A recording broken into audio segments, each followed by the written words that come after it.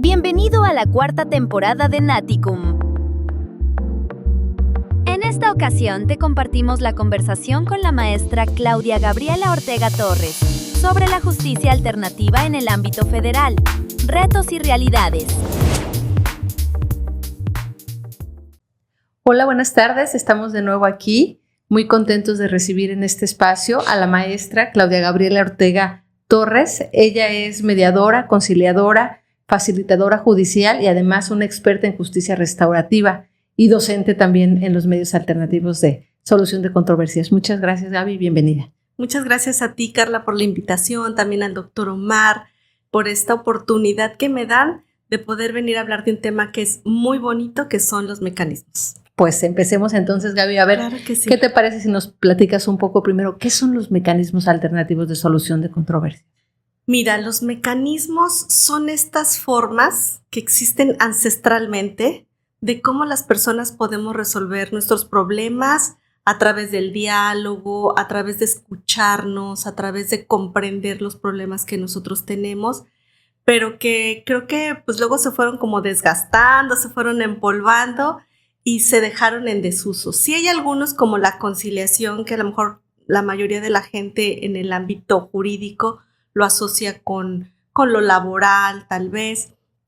Pero esos son los mecanismos, son metodologías que existen para que las personas podamos resolver nuestros problemas fuera de un tribunal, dejando de lado la función jurisdiccional.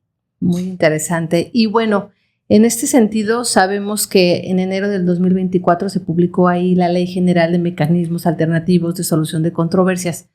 ¿Qué importancia tiene? Porque, bueno, sabíamos que la mediación ya existía desde hace algunos años, creo que más de 10 años, en el ámbito local, pero en el ámbito federal, ¿qué implicó la publicación de esta ley general?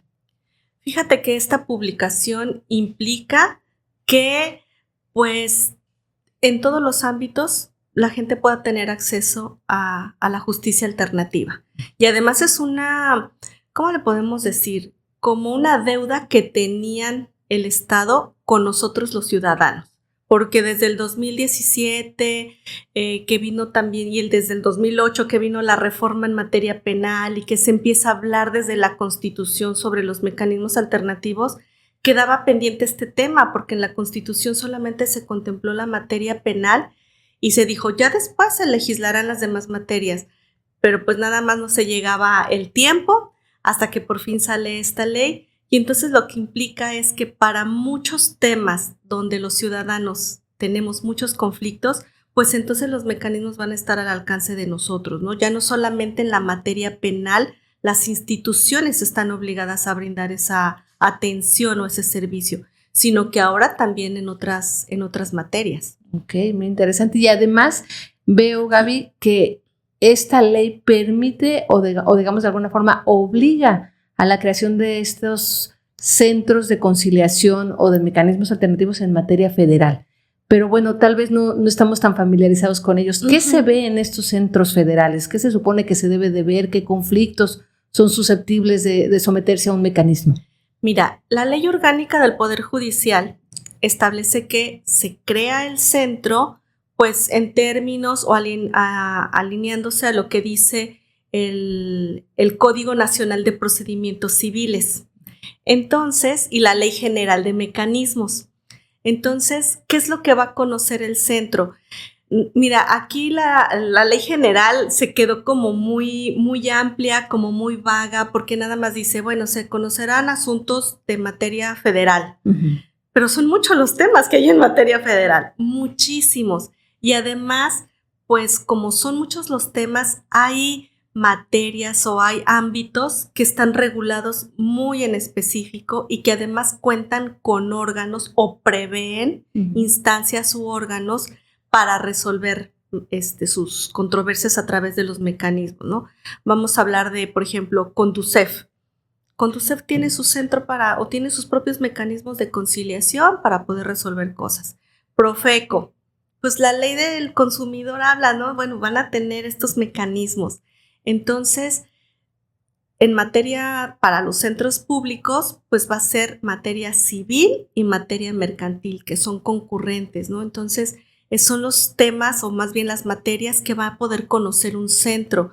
Porque si bien podemos hablar del derecho humano de acceso a la justicia y a la justicia alternativa, pues hay materias que están exclusivas para el fuero local, ¿no? Como la materia familiar, ¿no? Que sí podemos hablar de muchos derechos, pero que es nada más competencia del ámbito local. Pero entonces específicamente serían las materias civil y la materia mercantil. Mercantil son las que implementa la ley general, ¿no? Las que sí. Aunque habla de todas las materias, pero no específicamente. Sí, como por ejemplo lo comunitario. Hace tanta falta que la justicia alternativa se acerque a las comunidades, pero no dice ni cómo. O por ejemplo hay legislaciones que sí dicen, bueno, los conflictos se resolverán a través de los mecanismos y existirá el órgano tal.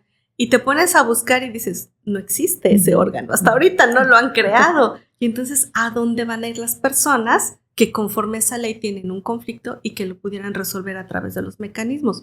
No existe esa posibilidad. Pero para los centros públicos del Poder Judicial de la Federación, pues sería la materia civil y mercantil. Civil y mercantil. ¿Y qué papel juega el facilitador? Bueno, porque ya escuchamos que está esta alternativa y como dices tú, una deuda más bien que tenía el Estado hacia la justicia de paz. Pero hay una parte importante que es la figura del facilitador. ¿Qué es el facilitador? ¿Cómo desempeña su labor en estos mecanismos? Mira, los facilitadores, ¿qué función es la que desempeñamos cuando nos dedicamos a esto? Lo hablo así en general porque ya son más de 20 años que llevo dedicada a los mecanismos. Entonces, primero, apegarnos a los principios que dice la misma ley, ¿no? Desde la confidencialidad. Esto es bien importante porque la gente no solamente va por un tema jurídico. A veces venía yo pensando así de, hay negocios que son hasta en lo federal, pero donde intervienen familias. Y cómo algo a lo mejor mercantil puede llegar a destruir una familia. Entonces, desde la confidencialidad, ¿cuántas cosas no cuenta la gente que pues lo que menos quiere es que se ande divulgando, ¿no? Entonces el facilitador siempre debe de conducirse con ese respeto a lo que las personas le están compartiendo. También, ¿qué rol tiene? Pues que tenemos que ser imparciales. O sea, ahí nada de que, pues a mí me cae mejor esta persona que esta. No, ahí el facilitador no es un juez, no va a juzgar si uno tiene la razón y el otro se equivocó. No, ahí esa no es la función del facilitador. Es propiciar puentes de comunicación entre las personas para que yo lo veo con los conflictos como si fueran una madeja de hilo llena de nudos, ¿no? Y entonces el facilitador con sus herramientas pues ayuda a que esos nudos se vayan deshaciendo para que las personas pues bueno puedan seguir a lo mejor construyendo su relación pero ya sin esos nudos, ¿no? Entonces imparcial, debe de ser neutral y aquí es donde entra mucho también la perspectiva, ¿no? La perspectiva de derechos humanos, porque luego a veces atiendes asuntos donde hay niñez o adolescencia involucrada y debes de tener, yo les digo, por ejemplo, nosotras que usamos lentes, les digo, es ponerle muchos filtros, ¿sí? Le pones el filtro de la perspectiva de niñez. A ver, este niño, esta niña tiene la posibilidad de participar en un mecanismo porque tiene derecho a que su voz sea escuchada. Entonces, ¿cómo lo puedo involucrar aquí? ¿Cómo lo puedo ir preparando y demás? Perspectiva de adultos mayores. Pues luego tenemos asuntos donde resulta que la persona tiene como 85 años y pues que no oye bien y le tienes que hablar un poquito más fuerte, le tienes que... Todo eso son cosas que nosotros debemos hacer, pero sin perder la imparcialidad, porque el hecho de que yo atienda a un adulto mayor, le hable un poquito más fuerte o me acerque, ¿me entendió esto? No quiere decir que yo me estoy poniendo del lado de esa persona. Entonces, eso de la imparcialidad, pues regirnos siempre bajo esos principios y sobre todo que con nuestras herramientas poder ayudar a las personas a que construyan sus propias soluciones. Ese sería el rol fundamental de un facilitador. Como su nombre lo dice, ¿no? Es un puente, un facilitador en la comunicación de una controversia que se le pone enfrente, ¿no? Pero, como dices, labor difícil porque hay que tener siempre la brújula bien puesta, la objetividad y pues tratar de lograr esta pues empatía entre ellos para poder llegar a una solución porque precisamente no se está ante un juez que es el que va a decir quién tiene o no la razón, sino más bien de quién va conduciendo este sistema, este mecanismo de resolución, ¿no? ¿Y qué tal las resoluciones dentro de estos mecanismos, Gaby, llegan a tener esa fuerza necesaria para que se cumplan? Porque, bueno, a lo mejor muchas personas que desconocen sobre los mecanismos alternativos dicen, sí, voy en presencia de un facilitador, podemos llegar a un acuerdo, podemos resolver o más bien dictar un convenio, firmarlo, pero después, ¿qué me garantiza que ese convenio se va a cumplir? ¿O cómo sé yo que realmente va a tener pues un futuro y va a convenirme a mí como ciudadano acudir a este mecanismo? Fíjate que esa es una de las preocupaciones más grandes que tienen las personas, sobre todo porque no están tan familiarizadas con los mecanismos.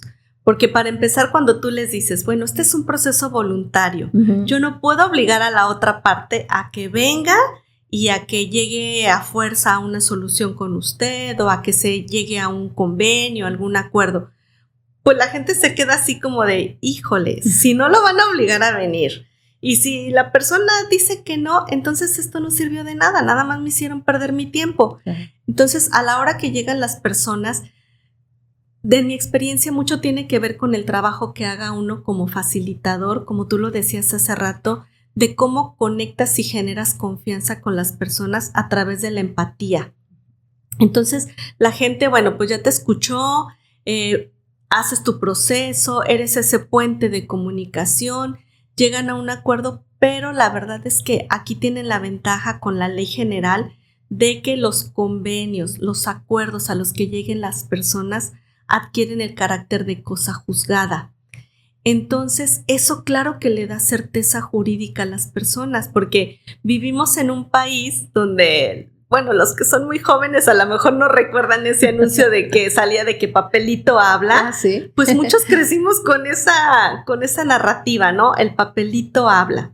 Entonces, pues el firmar un acuerdo y saber que la misma ley general habla de que va a ser vinculante, que adquiere el carácter de cosa juzgada, que además se va a registrar en una plataforma para pues tener ahí como de a ver qué pasó con este convenio, se cumplió, no se cumplió, se tuvo que pedir la ejecución forzosa, pues eso ya es una tranquilidad sobre todo para los ciudadanos. Sin embargo, en mi experiencia, cuando uno lleva bien un proceso de facilitación, es bien raro que un convenio o un acuerdo tenga que llegar incluso hasta la etapa de ejecución. ¿Por qué? Porque en el convenio las soluciones las plantearon ellos. Ellos hicieron como su traje a la medida. Ellos fueron confeccionando, le fueron agregando, le fueron quitando, le fueron ajustando. Por ahí hay un término que a mí me gusta mucho, que es el de justicia procedimental, que es cuando tú sientes que al formar parte de un proceso y que te toman en cuenta, pues es más satisfactorio para ti. Claro. Entonces, la verdad es que la gente, la mayoría que participa en un proceso, pues la verdad cumplen el convenio. Sin embargo, bueno, nunca falta alguien que a lo mejor... Pues mira, se pueden presentar muchas circunstancias que les impiden a ellos cumplir con sus acuerdos.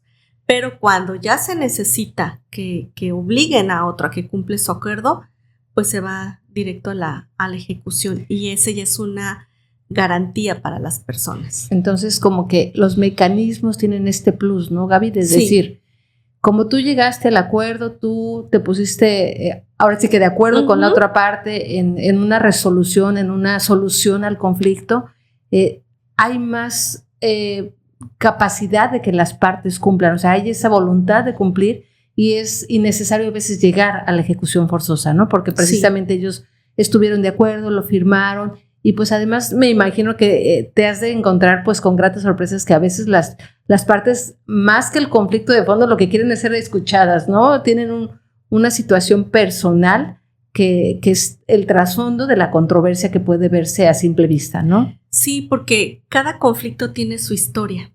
Así sean personas que solamente se han visto por negocios y demás, también tienen su historia. O de repente hasta por malos entendidos. Es que, o sea, una señora así de una vez le dijo a un banco, ¿no? Un representante de un banco, mire, licenciado, yo la verdad, yo no les quería yo pagar, ¿por qué esas personas que me hablan a las 11 de la noche a mi casa y me amenazan que me van a ir a embargar, me cayeron bien gordas? Y dije, ahora menos les pago. Pero qué diferencia, ¿verdad? Que ahora me cita, me invita, me dice, me da la facilidad de pagarle así. Ahora sí, licenciado, vamos a llegar a un acuerdo y con mucho gusto les voy a pagar.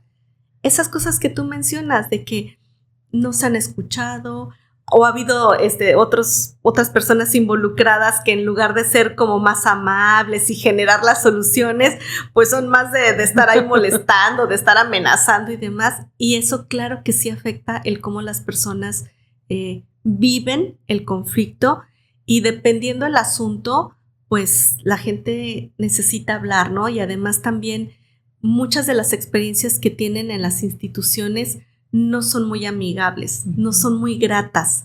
Esa típica frase de que, ay, sí, vamos a batearle, ¿no? Uh-huh. La gente se siente como una pelota de un lado para otro, entonces sí necesitan ser escuchadas y ya una vez que como que se desahogan, bueno, entonces ya encontré la forma de poder solucionar esto, ¿no? Sí, cierto. Bueno, y tenemos ahora, Gaby, el Código Nacional de Procedimientos Civiles. Uh-huh. La propia ley general establece que es de aplicación supletoria. En todos los ámbitos, pues está en boga la oralidad, la justicia laboral, que también tiene, por cierto, su área previa de conciliación de mecanismos alternativos.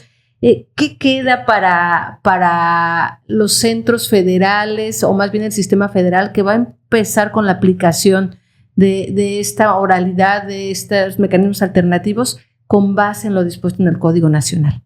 Mira, pues la oralidad, por ejemplo, yo que trabajé mucho tiempo en la materia penal, y a través de los mecanismos, cuando se implementó todo esto de la oralidad, primero en lo penal, yo les decía, es lo que hacemos todos los días en una mesa de facilitación. O sea, ahí la gente habla y ahí pues te agarran también de sorpresa porque no preparaste nada, sí. Y alguien se pone a llorar y el otro ya gritó. Entonces, todo ha sido la oralidad.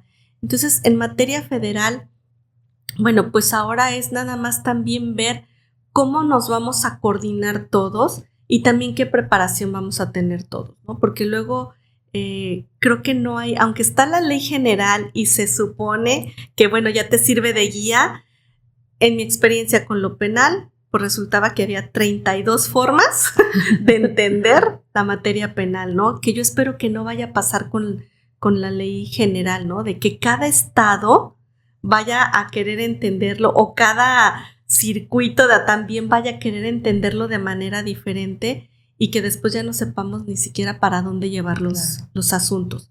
Pero en el código, bueno, viene algo que es maravilloso, que es sobre todo en materia familiar, que aunque no se va a implementar en materia federal, pero está en lo local, pues es un gran reto el tema de la justicia restaurativa, ¿no? Uh-huh. Y de que pues en materia familiar, pues se van a atender temas que son bien delicados y que luego no se ven en los juzgados. Y acá, pues en la materia federal, yo me quedo pensando, no sé, hasta en alguna comunidad que se vea afectada con algo, el hecho de que ya se vaya a aplicar a través de los mecanismos y que incluso las comunidades, ¿no? Tienen muchas prácticas de diálogo, uh-huh. de tratar de llegar a consensos. Creo que les va a ser como muy familiar llegar a un lugar donde se privilegia el diálogo o los consensos que el propio litigio. Pero pues sí es un gran reto para todos porque además estamos arrancando y además ni siquiera se ha implementado realmente el código, ¿no? Uh-huh. Entonces seguramente vamos a tener que aprender con algunos errores. Espero que no cometamos muchos, que nos preparemos mucho y que no sean muchos los que se cometan, pero pues al final de cuentas vamos a ir aprendiendo, vamos a tener nuestra curva de aprendizaje como ha sucedido en otros escenarios. Sí. A ver, la justicia restaurativa, Gaby, tocaste un tema importante. ¿Qué tanto esta justicia realmente es restaurativa? Porque sabemos pues que hay la restauración material, pero la restauración emocional, ¿hasta dónde llega este mecanismo? Mira, yo te voy a platicar de mi experiencia en la materia penal, porque ahí afortunadamente tenemos una ley nacional de ejecución donde contempla la justicia restaurativa, además de los otros mecanismos para hablar de la reparación del daño, como uh-huh. tú lo decías. Y En mi experiencia, han sido procesos que han ayudado incluso a familias a resignificar el daño que se ocasiona en una familia. Entonces, es de mucha preparación. Se necesita mucho también la comprensión de todas las personas que colaboran ahí, ¿no? Yo te voy a hablar que en materia penal pues está el Ministerio Público, el asesor de víctimas, el defensor, el mismo juez o la persona juzgadora. Tiene que saber de qué se trata justicia restaurativa, porque no es así como de, sí, en una sesión de 2 horas ya se resolvió todo, ¿no? Cuando tenemos a lo mejor meses de daño. Entonces, creo que debe de haber mucha comprensión por parte de las instituciones de que va a haber procesos que se pueden llevar hasta 6 meses. Yo uno de los últimos procesos que llevé de justicia restaurativa y fue en materia penal con adolescentes, del día que yo los atendí al que ya se había cumplido el acuerdo, nos llevamos cerca de 10 meses. Pero porque es todo un proceso, ¿sí? Y claro que sí se reparan daños, ¿no? Porque se atiende a una ofensa, se atiende lo que necesita una víctima, pero también se atiende lo que necesita un ofensor, se atiende también lo que necesita la comunidad. Pero para eso debemos de tener también otra red de apoyo, ¿no? Terapia, las cosas de la escuela, o sea, muchos escenarios. Y otro ejemplo que a mí me gusta mucho es el del sistema penitenciario. He tenido oportunidad de participar con personas que están privadas de su libertad, que están en programas individuales de justicia restaurativa, porque hay muchas formas de participar en justicia restaurativa. Y estas personas privadas de su libertad han aprendido a resignificar incluso su propia identidad. Hace un momento tú me comentabas algo y ahorita lo traigo a colación, porque incluso las mismas personas que están ahí se creen lo que todo el mundo dice de ellos allá adentro. Una cosa es el daño que hicieron y el delito que cometieron. Pero otra cosa es lo que todo mundo dice de las personas privadas de su libertad una vez que están en un centro. Y entonces dicen, pues es que somos lo peor de la sociedad, ¿como para qué nos vamos a portar bien? ¿O como para qué nos vamos a portar de una manera diferente? Y a través de estos programas, ellos han podido resignificar incluso su propia identidad y hasta tener esperanza de decir, cuando yo salga de aquí, o sea, sé que puedo ser diferente. Y gracias a este programa. Entonces, ojalá que haya más espacios, por pronto en materia penal, pues para que las personas privadas de su libertad puedan resignificarse y también las víctimas. A veces se piensa que solamente justicia restaurativa es que esté ahí la víctima y el ofensor. No, también puede haber programas individuales donde las víctimas pueden encontrar otra forma de reparar. Y claro que sí se puede atender, como tú bien decías, no solamente el tema material, porque a veces las personas ni siquiera tienen para el tema material, pero sí algo que les permita trascender el hecho y seguir adelante con sus vidas, no sobrevictimizándose, pero sí resignificando lo que sucedió, ¿no? Entonces es bien bonito y muy interesante la justicia. Sí, en materia penal veo que hay un área de oportunidad muy grande porque va más allá de la punición, del castigo, ¿no? Sino realmente de restaurar en lo personal tanto el papel de la persona que cometió el delito como el que la sufrió y lograr esta inserción de nuevo a la sociedad, porque finalmente creo que se ha escuchado mucho en muchos foros, ¿no? ¿A qué va la justicia penal? Simplemente el castigo, no. A que se logre la resignificación de la conducta de la persona y pues muy importante lo que mencionas de poder trabajar de cerca con estas personas que son eso, que si bien en una situación personal se ubicaron en un momento de comisión de un delito, también son seres humanos que tienen que reincorporarse y reencontrarse, ¿no? Y no siempre vivir con este estigma, ¿no? Sí, y además la Ley Nacional de Ejecución, además a mí me encanta esa ley porque nos da la posibilidad a todos, ¿no? La ley dice que, pues incluso las personas de la sociedad civil, si están preparadas en justicia restaurativa, pues a lo mejor a través de un convenio de colaboración o algo, pueden ofrecer esos servicios a los centros y los centros tendrían la posibilidad de decir, sí acepto que ustedes vengan a colaborar con programas de justicia restaurativa aquí, porque luego a veces nos encontramos que las instituciones así como de, es que cuánto me va a costar, ¿verdad? Porque no tengo dinero.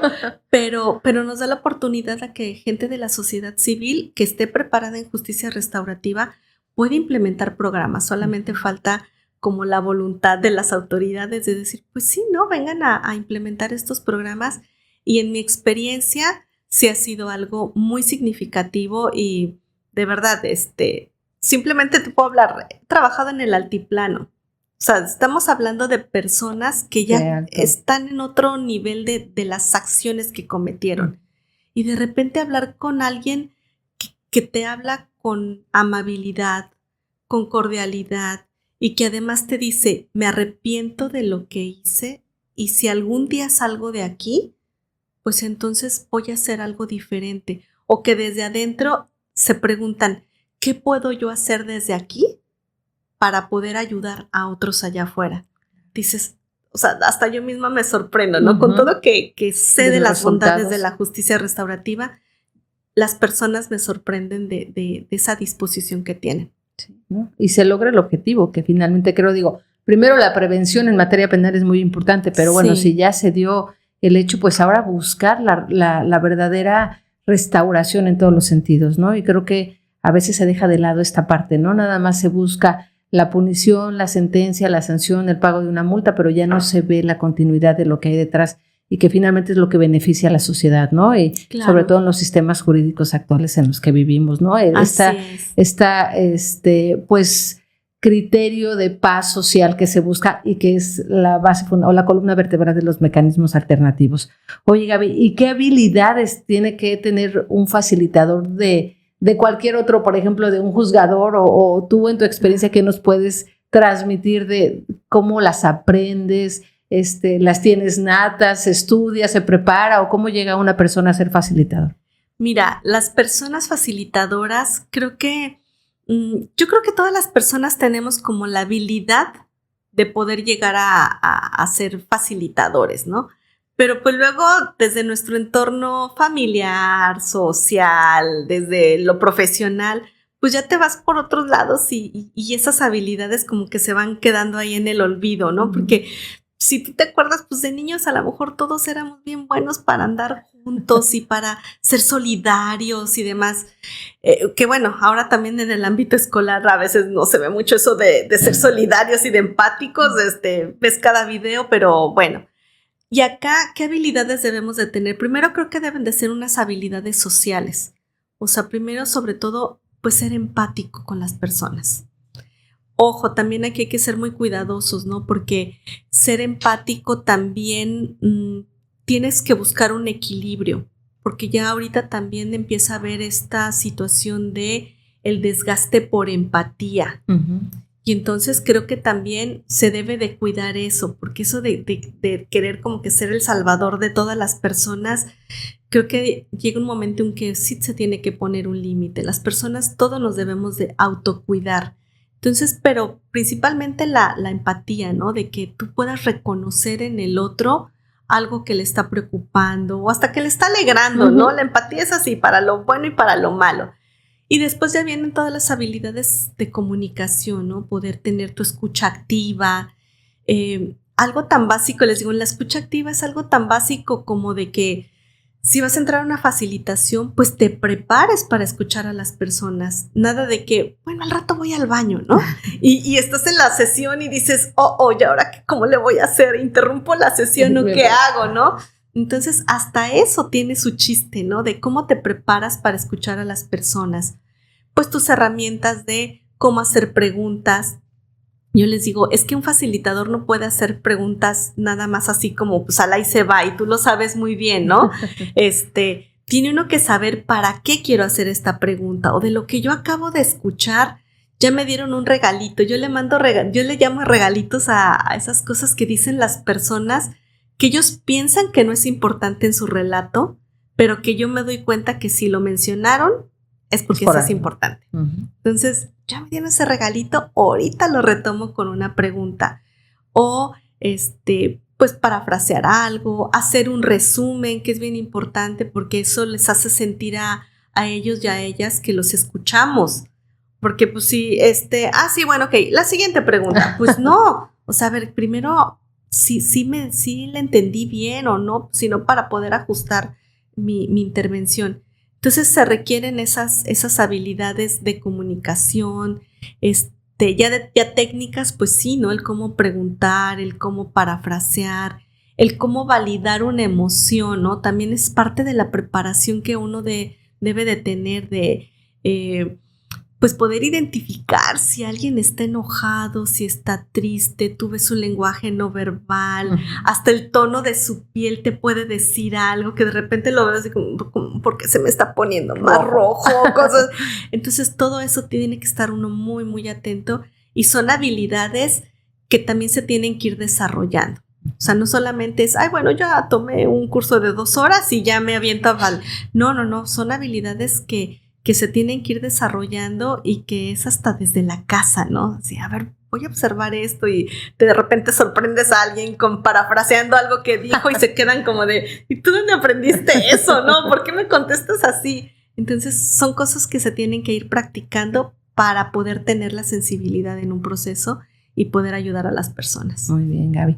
Oye, pues un poco concluyendo ya esta charla, claro, que podríamos... Sí, seguir de largo porque es muy interesante y hay muchos temas en los mecanismos de los que se puede hablar y muchas áreas que pueden explorarse, pero ¿qué beneficios le dirías tú a las personas que hay entre sujetarse a un mecanismo alternativo o más bien someterse o acudir a un mecanismo alternativo que irse a un litigio que sabemos que va a durar mucho tiempo, que además es desgastante, costoso? ¿Cuáles son las bondades de optar por una de estas soluciones? Mira, de las bondades más importantes que yo veo, sobre todo es que se desgastan menos, ¿sí? Porque las personas que están en un litigio es muy complicado que puedan participar realmente, ¿no? Al final de cuentas siempre son escritos que meten los abogados, una audiencia a la que luego les dicen, sí, pero tú no digas nada, tú espérate.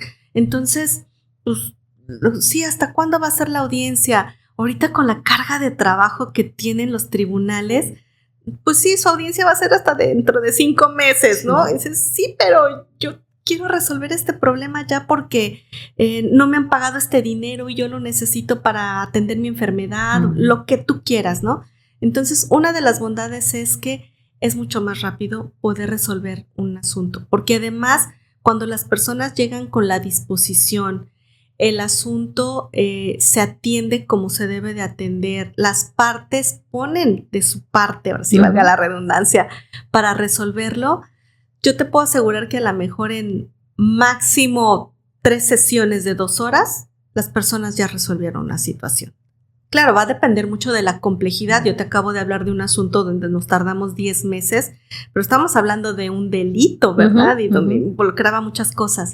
Pero una de las bondades es esa, ¿no? Que es más rápido, que su palabra va a contar, que son tomados en cuenta, que además no les va a generar tanto un desgaste hasta económico, porque ahorita estamos viviendo una condición económica donde la gente hasta le piensa, claro, dice, ay, me meteré en un juzgado, ¿no? Porque pues, ni siquiera tengo dinero, me va a salir más caro. A veces la reparación del daño, el laudo, lo que sea, resultó que fue nada más para pagar un servicio.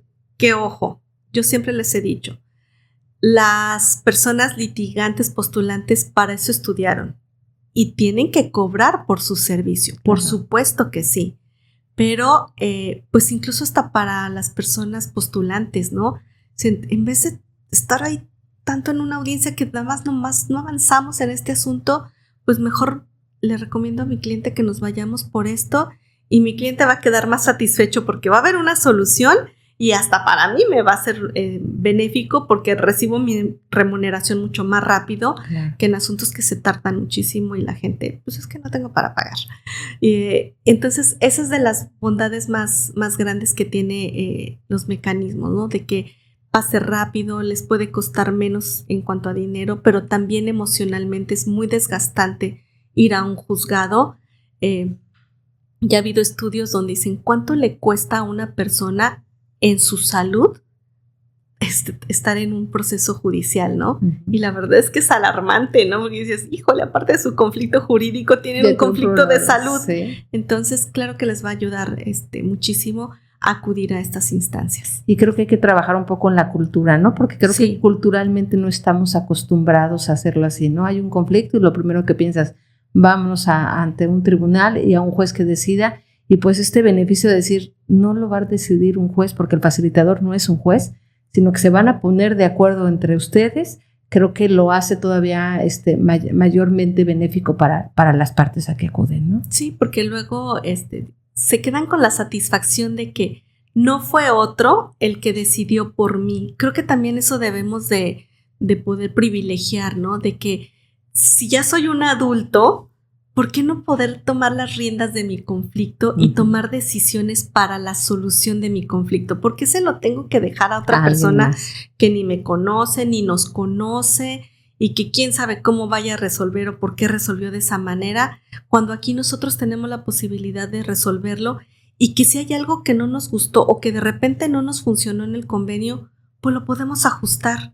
A diferencia de una sentencia, ¿verdad? Donde, pues lo siento mucho, así se quedó la sentencia. Sí. Y no, acá en un convenio también tienen esa posibilidad de que si de repente necesitan ajustarle algo para que se siga cumpliendo ese acuerdo, se pueden volver a sentar y ajustarlo a sus necesidades. Pues todos los beneficios, Gaby. Pues creo que así es muy bondadoso el saber y utilizar estos mecanismos alternativos, y hay pues muchos temas respecto de los mismos que se pueden hablar y que podríamos seguir aquí en lo largo, pero ojalá puedas volver a acompañarnos por aquí en este espacio y platicarnos un poquito más, aprovechando toda tu experiencia, y de verdad te agradezco mucho que estés aquí con nosotros. No, gracias a ti, Carla, de verdad ha sido un gusto poder platicar contigo. Igualmente, muchas gracias. Bueno, pues hasta aquí llegamos el día de hoy. Nos vemos en el próximo capítulo. Gracias.